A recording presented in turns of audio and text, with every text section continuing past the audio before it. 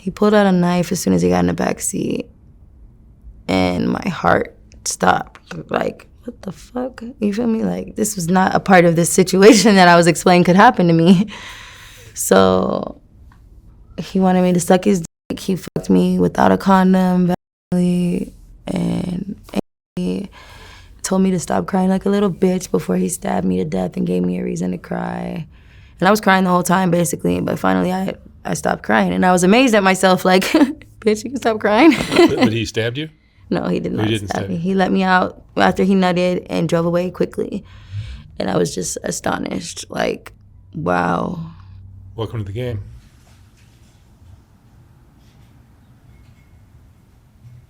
All right, Amanda. Yeah, hi. Amanda, where did you grow up? Where are you from originally? Banning, California. Banning.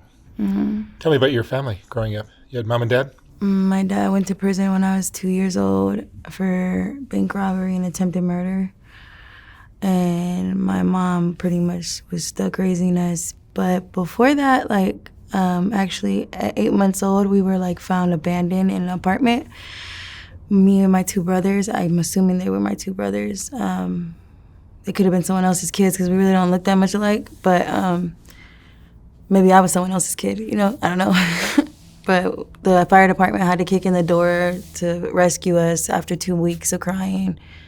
So ever since my therapist told me that situation, I've been like kind of like heated with my mom. Like, I can't stand her. Like, how could you abandon some babies? You know, like, I don't care how much drugs is out there. Like, I would never leave my child in an unsafe place, like, especially at 8 months old, you know? 8 months is like, you're defenseless. So, I don't know. But as far as the mom and dad situation, my mom asked me at 7 if she should divorce my dad so she could find another boyfriend to help take care of us. And me being young and not knowing what love or relationships was about, I was like, yeah, sure. He's not getting out for 15 years, so why are we gonna, you know, make you be stuck to him? So did she? Yeah, she divorced him. And at 11, I was taken away again in North Carolina. She had actually earned us back by 9. I was a cheerleader in a group home called Rancho Damacitas. And from that point on, like, that's where they were like dealing with my outbursts and behavioral problems from being molested as a child. So like I would climb on top of the building and take out all the floodlights and throw them at the staff. Like, and I had like really bad behavioral issues. Who were you molested by? My grandfather. Well, he was our step-grandfather, but he's a grandpa that my grandma married after our real grandpa was passed away or murdered. This is the story that our grandma gives us, that my grandpa was murdered by LAPD. And I have no idea why it would be the LAPD because we lived in Riverside County. But either way, she said that they drove her around for 3 hours to make sure that he was dead. This is when my dad was 7, so I don't know how real or unreal that is, but ain't no telling. I think my mom could, I think my grandma could very well be a lesbian, but I'm not, like, against it, you know, like, whatever. This was going on with your grandfather for how long? A whole year, actually. And you were before I realized I was doing something wrong. I was only 3 when he started doing it, and he said it was a bottle and it had milk in it, so that's like the reality of being molested. Now at 32, I'm like, fuck, I really like should be more careful with the boyfriend thing, because every last one of my boyfriends that I told I was molested, either they freaked out about it on me or they freaked out and wanted to find the molester and murder him and like torment him. Like, as far as I know, he's passed away. They told me when I was 16 he passed away, which is why I came back from North Carolina, because I didn't no longer need to be in protective custody, I felt like. But my grandma hated me. Like, when I came back at 18, I finally found her with my first kid's dad, and she fucking like felt like I took her husband from her. Like, and I don't know how to explain it any better than that. Like, and she still to this day will be like, no, he didn't do nothing to you. And like, he did, like, for real. So, did he get caught or? I told on him to my brother. My brother was the first person I told, and him being loyal to our grandma runs back to grandma and says, Amanda said grandpa put his hot dog in her mouth. And that was how I was able to, like, word it. Like, I didn't know it was called penis because no one ever told me that, you know, it was called a hot dog. But I only called it a hot dog because it wasn't in milk. Like, I never got the milk out of the bottle situation because at that age, I was actually being transformed from bottle to sippy cup. And I was pissed about it. Like, I couldn't stand the like, onflow of drink instead of having to suck it out because, like, I was choking instead. So I kind of was mad at my grandma. Plus, I wasn't even potty trained yet. Like, so they were still giving me pull-ups and stuff like that, but until I was like 5, finally my grandma comes home one day and she realizes that I'm not potty trained because they both had jobs, 12-hour shifts, security guards, and they worked at the same place. So, like, my grandma was at work all day and my grandpa was at work all night.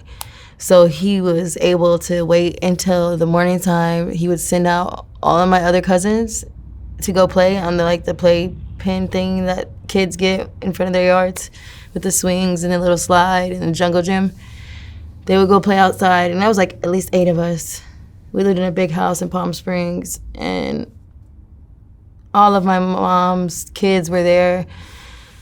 And except for the first one, all of my other aunt's kids were there, and my other aunts, like, all of them lost their kids, and grandma got them, you know?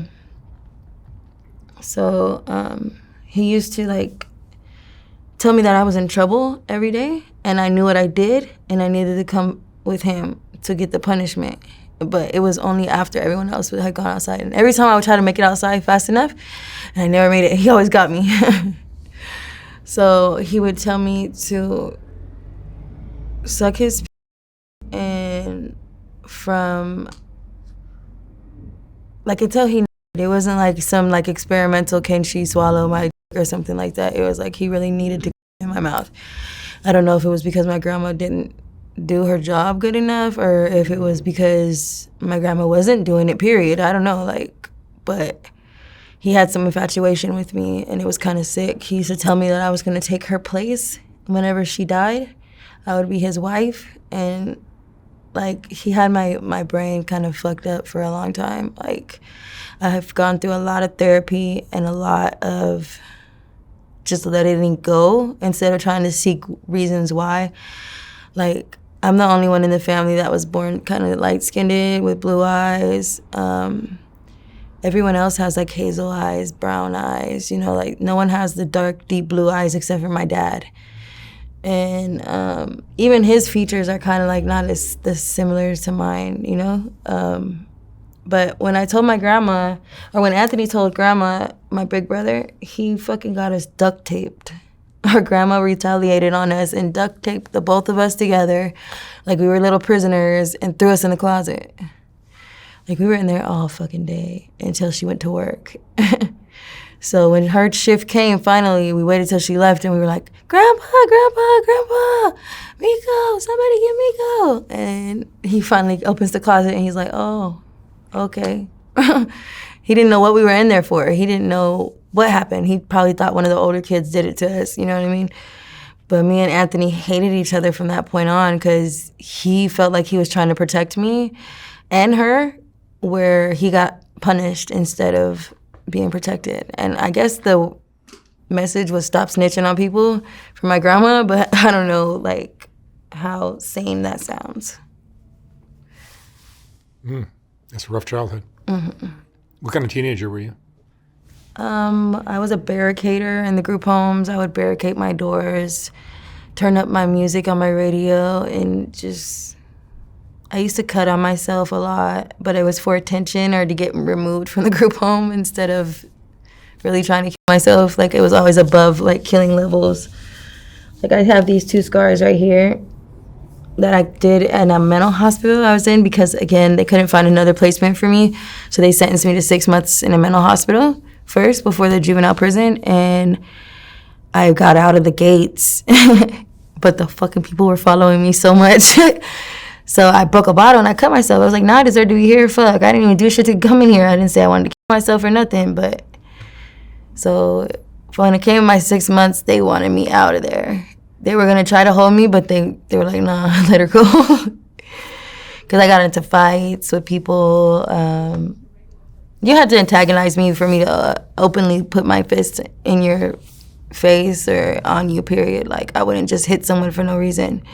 I wasn't like psychotic or anything. I actually felt very normal around adults, and adults became my friend better than kids my own age, because I felt like I needed to protect people my age because I had something different happen to me, and I didn't want it to happen to anyone else by telling my story.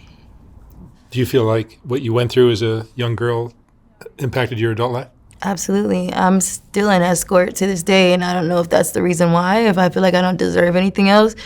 I'm always self-sabotaging. I have an amazing boyfriend recently who wanted so much in life to be with me, and I couldn't stop working, and I lost him. And, that's worse, the worst thing in the world, to find out, you find this amazing person in your life and you can't fucking change for them. But then I'm thinking, maybe he's not the one, but I know he was, That's tough. Yeah. But, so, I have some college under my belt. I have some desires to be, a cosmetologist, to change people's lives that way, to help people, go in and get a fucking total beauty makeover and help them feel see the accentuation is where the beauty comes from, not really too much the natural form. And I went to school for cosmetology. It was my major in North Carolina. And when I got kicked out of my apartment complex for playing loud music, she gave me back my first and last and the first month's rent. And I had been there for 3 weeks.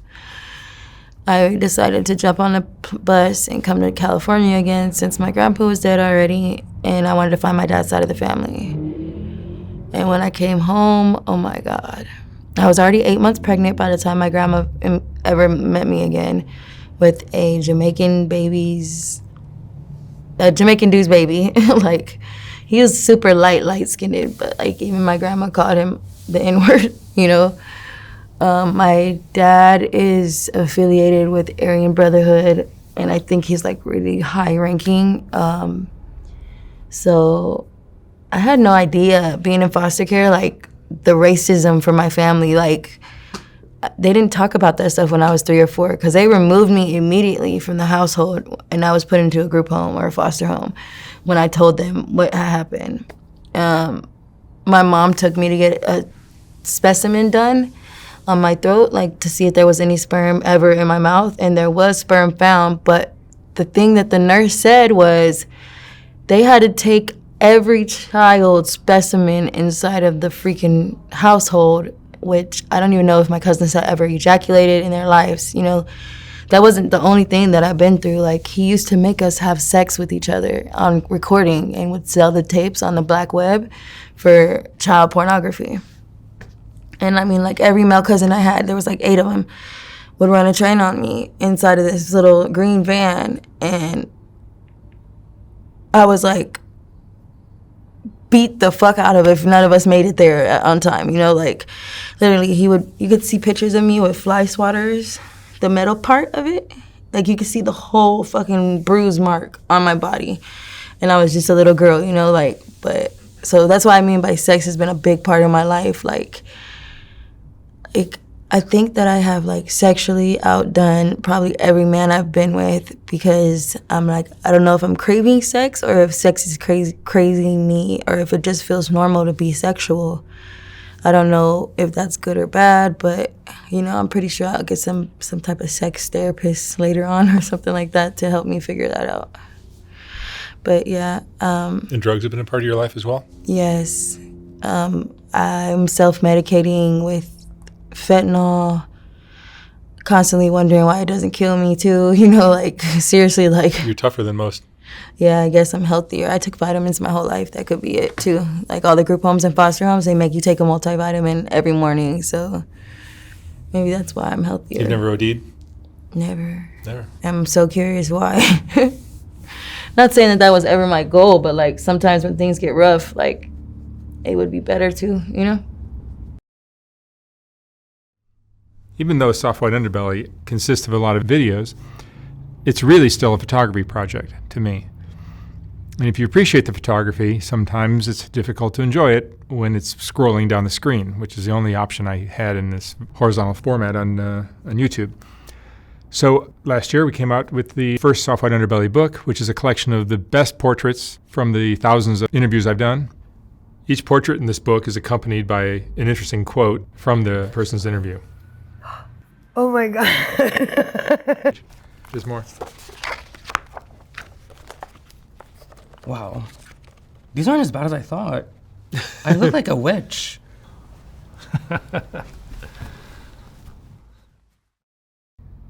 I will not be reprinting this book when it sells out. So once it's gone for good. You can order yours at softwhiteunderbelly.org. $125, $150 for a signed copy. And thank you for watching.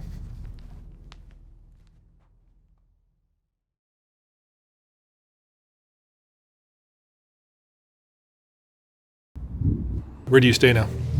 I stay in a tent with my ex, the same guy who I was telling you about. Like, he still cares enough to let me stay with him, which I'm so grateful for. You're on Skid Row? It's near Skid Row, like 14th and Paloma area. They don't help us as much as they help on Skid Row, you know? Like, they come like once every month to feed us. They don't really have too much help over there. So I constantly do my hustle to provide for me, and I know he doesn't want me to, but like, he never denies me. When I'm trying to feed him, he never denies not to eat or whatever. And you're walking the streets, or you're online, or what do you do? I tried an online site a couple times. I used to do Craigslist so good until they shut it down because of some serial killer or something like that. And now I'm doing Locanto, Mega Personals, stuff like that. It's not something that I'm proud of right now. I would rather tell you I have a job and I'm like the senior manager somewhere, but it's reality. I'm like the senior manager in escorting. It won't look good on your resume, but Right. but you're learning some other skills, I'm sure. I hope so. That would be nice. How old are you? 32. No kids. 4. They all been taken from me because pimping and pandering charge that I was charged with, but they dropped it down to accomplish the pimping and charging. Pimping and pandering, sorry. How could you possibly be a pimp? I wouldn't tell on my pimp, so they said that I was his co-defendant or something like that. And I was terrified to tell on my pimp. I can remember, like, I was able to lie to the deputy, like, that's not my fucking pimp. That's my fucking fiance. And that guy would never marry me if I was drop dead gorgeous. He just wasn't the type to be married. But I was terrified, like, at the time that they threatened me with 17 years on just accomplished the pimping and pandering, plus a strike. But they came up with this awesome deal. They would silence the strike, AB 109. I would have to stay out of trouble for 3 years. I wound up being on it for 10 years. They kept reinstating it, because drug charges. And thank God drug charges were not a part of that charge, because I actually did have a 40 of crystal on me that night. And I remember telling myself, like, fuck, what do they mean trafficking drugs? That doesn't make sense. Like, I'm in Long Beach. I'm from LA. You know what I mean? Like, I don't understand how that could be another county or another region of world. Like, I didn't go that far. But anyway, so I served a year in county, and it was prison time, but it was AB 109. And I got out, and I vowed never to talk to another female or try to convince a female to try to hoe with me again. I don't give a fuck how old they are. If they come asking me to teach them something, no. Like, I'm just not doing it, you know? Like, fuck that. Because females can take it different ways, and they can feel trapped because another female is talking to them. And then, you know, it's not safe to... This girl was 34 years old. She was bragging about being a lesbian to my ex. And that's how that happened. So, like, I didn't even want to have sex with her, but I remember getting slapped in the face and, like, told to get naked and having to have sex with her because my pimp told me to. I was like, what the fuck? But he hit pretty hard, too, so he always got his way. Emotionally, what do you go through living this life? I'm lonely a lot. Nobody really can understand except for another hoe, like, or another person that's been through the things that I've been through, what it's like to be rejected or laughed at, or like a community, like, kind of like laughed at because you're escorting to feed yourself, or, you know, like, kind of what I'm going through in that area that I live in right now.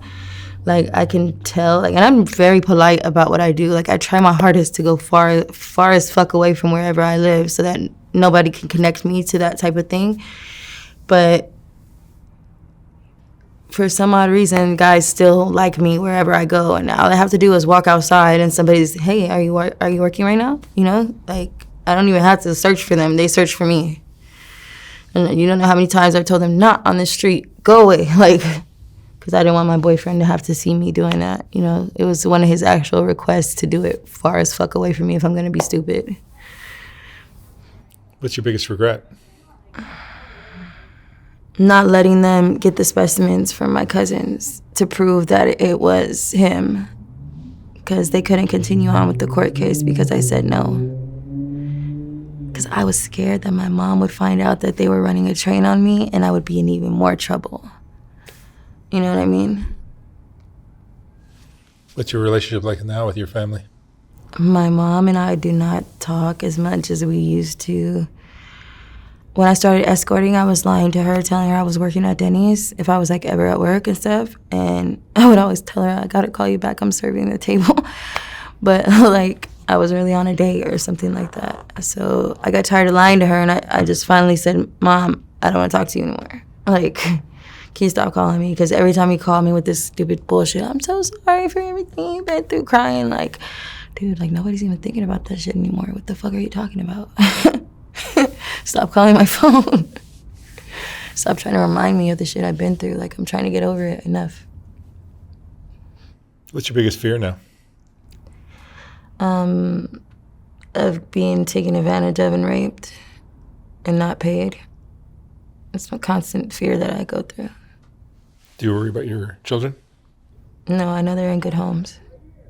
I made sure, like, their aunt adopted them, their dads have them, and I have no worries about them at all. They're in good places. You have a couple of tattoos on your face. Yeah, it's a pimp's name. These are your pimp's tattoos? My ex-pimp, yeah. He got arrested for a murder case, and I haven't seen him since. He was a good pimp, though. So what's his name on the side? Peanutty. I interviewed him. Hmm? I interviewed him. You know him? Yeah. Really? From Vice Lords? From L.A., right? Yeah, he's from LA, Yeah, but yeah. he's from Chi-Town Vice Lords. I doubt there's two Peanutties. Right. He's short, bald-headed, wears Yeah. glasses, Cuban. Kind of, yeah. Yeah. And he looks black. Yeah. Yeah. He had a wife named Asia Palacios. I think so, yeah. Where is he now? He's in prison for a murder case. Really? Streets are rough, aren't they? Yeah. I'll ask you one more question. What would you say is the most important thing you've learned in this crazy Never life give you've up. lived? Never give up. Never, ever give up. And always trust in yourself and your gut. Because if you don't, like that night that we got arrested for pimping and pandering, I had something in my gut telling me, don't go, don't go, don't go. And I literally got slapped in the face and made to go. But I kept telling him, no, I don't want to go. For no reason, just had this sick-ass feeling in my stomach. So I guess if I would have listened to my stomach and maybe hopped out on the freeway or something, like stop, drop, and roll, I would have been okay. But instead, I went. And I was kind of held captive in that relationship too, but there was nothing I could do about it, you know? After my kids got taken away, I kind of felt like I deserved a certain amount of torment. What's the wildest thing you've been through? Wildest thing? On my first date, I was raped at knife point, and I can remember him pulling up into the fucking daycare for children, and I was like, this is not a good place for us to park, you know? And he was like, shut the fuck up, get in the back seat. I was like, what the fuck? Somebody's cranky. You know, like I would not, it was my first date, so I was like, what the fuck? Maybe I'll just do what he says and he'll calm down. Someone needs to bust a nut. I remember saying that shit. And I was like a little bit too excited for dates in the world, but he pulled out a knife as soon as he got in the back seat, and my heart stopped. Like, what the fuck? You feel me? Like, this was not a part of this situation that I was explaining could happen to me. So he wanted me to suck his dick. He fucked me without a condom, vaginally, and he told me to stop crying like a little bitch before he stabbed me to death and gave me a reason to cry. And I was crying the whole time, basically, but finally I stopped crying. And I was amazed at myself, like, bitch, you can stop crying? But he stabbed you? No, he did not He didn't stab stab me. you. He let me out after he nutted and drove away quickly. And I was just astonished, like, wow. Welcome to the game. Right? It was on Boz and Ben Ice. I remember reporting it and them telling me that that guy was also a police officer. He So was. I said, why'd you show me a picture of a police officer? That's who the guy looked like. I don't want to press charges no more. I'm good. Can you imagine what your life would have been like if what happened with your grandfather never occurred? Yeah. I wouldn't even be involved in this game. Or the drugs? Or the drugs or anything, really. That's the main thing that kind of deceptionally deceives me every morning. Like, a relationship could be so much more without sex, but not in my mind. Like, Have you ever been in love? yeah. The guy who just broke up with me made me fall in love with him. Like, and I'm stupidly in love with him, like, ridiculous. But it's over, so whatever. What are you afraid of now? Nothing. There's nothing they could do more to me that would make me afraid of them. I already got attacked on Bonnie Bray for no reason by these fucking thugs, like, who don't even barely speak English. Like, I have no idea why they attacked me, but it was scary. All I know is he started strangling me, and I dropped to the floor. I was, like, out for, like, probably 30, 40 minutes. And when I woke up, he tried to attack me again. He tried to grab the edges of my hair, and I just took off running and screaming, "Someone help! Somebody help!" The security guard from around the corner off of Bonnie Bray and Wilshire was like, "What's wrong? What's wrong?" I was like, "Can you call can you just walk me downstairs to the train station, like, so I can get the fuck out of here?" Because I don't know who they were looking for, but I know it wasn't me. You know, like, I've never done anything to anyone. The good thing about me is that you can torment me, torture me, or ridicule me 1,000,000 times, and I'm never gonna retaliate. Because I don't know how to, for one. And for two, like, if I feel like I deserve it, you know what I mean? My pain tolerance is extremely high. So if I feel like I deserve it, I'm gonna let you do it, you know? And, like, let's just say that being a little 3-year-old doing something like that wasn't the best idea for me to do as a 3-year-old. So, like, I take every punishment as it comes. Well, at three, you're not really making those decisions. Right, but, like, I understand he manipulated me and told me it was a bottle, right? Sure. But he also manipulated me and told me to let him finish. Like, how come I couldn't put 2 and 2 together? I always wondered about myself. Like, how come I didn't know that shit was wrong? Like, how come I didn't tell his ass no? But I did. I remember telling him no and getting the shit beat out of me because I told him no. Well, at 3, you're a tiny child, and he's a grown Yeah. man. I wonder what kept me from telling my grandma, though. I never told her. No one ever tells their parents, or it seems like the parents don't even believe when they are told. Right. When she didn't believe in Anthony, I knew it was, like, pointless. You wouldn't happen to have any coffee, would you?